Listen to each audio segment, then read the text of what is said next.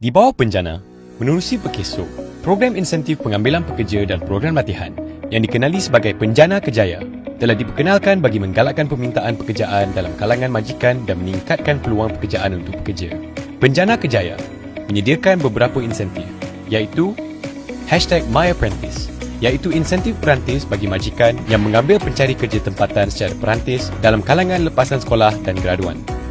#HireMalaysia, iaitu insentif pengambilan pekerja yang mempunyai 3 kategori. Insentif yang menggaji pencari kerja tempatan di bawah umur 40 tahun, insentif yang menggaji pencari kerja tempatan berumur 40 tahun dan ke atas, insentif yang menggaji pencari kerja tempatan dalam kalangan golongan mudah terjejas termasuk golongan kurang upaya OKU, dan peserta program Return to Work Perkeso.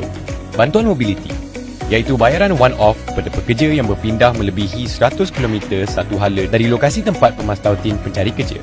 Program latihan yang menyediakan latihan semula, termasuk program Place and Train yang berdasarkan keperluan majikan dan pekerja yang diambil di bawah Penjana Kejaya. Bagaimanakah cara untuk memohon insentif Penjana Kejaya? Bagi pencari kerja, daftarkan profil anda di My Future Jobs melalui laman web www.myfuturejobs.gov.my.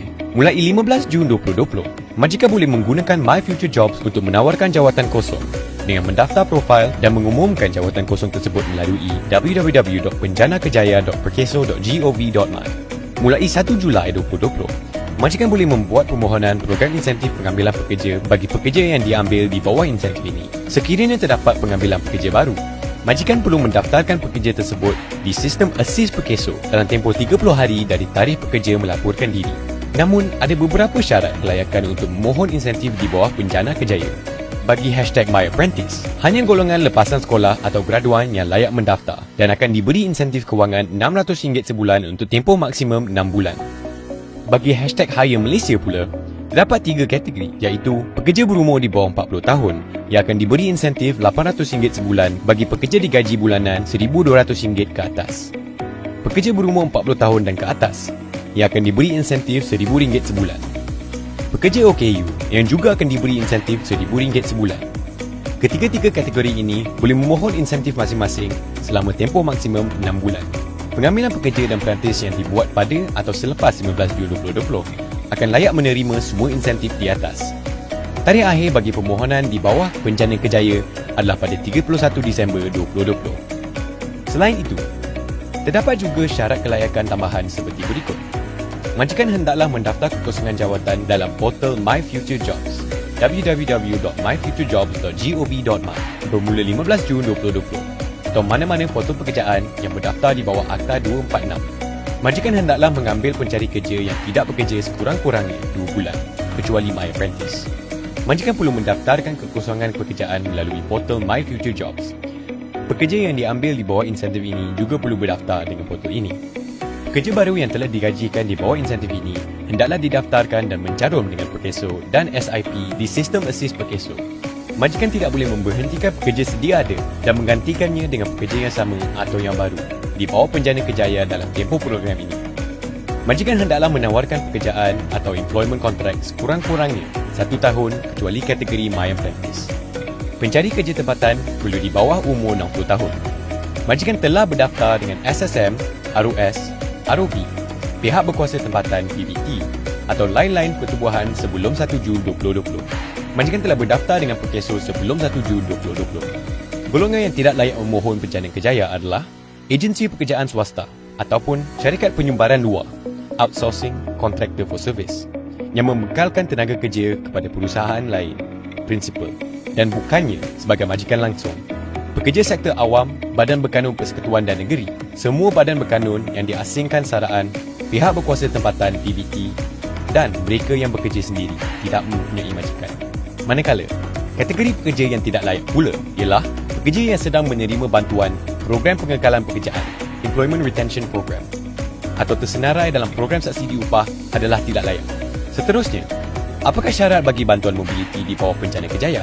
Pekerja yang diambil oleh majikan di bawah program ini yang perlu berpindah melebihi 100 km satu hala dari lokasi tempat pemastautin layak menuntut bantuan RM600. Sekiranya perpindahan melibatkan antara wilayah dari Sabah ke Sarawak atau ke Semenanjung Malaysia atau sebaliknya, layak menuntut RM1,000. Pekerja hanya layak menerima bantuan mobiliti sekali sahaja sepanjang tempoh program yang akan dibayar melalui majikan. Apakah syarat program latihan di bawah Penjana Kejaya? Majikan yang mengambil pekerja, kecuali perantis, di bawah Penjana Kejaya layak memohon untuk menjalani latihan semula atau peningkatan kemahiran, reskilling and upskilling, berdasarkan keperluan pekerjaan atau industri berkenaan.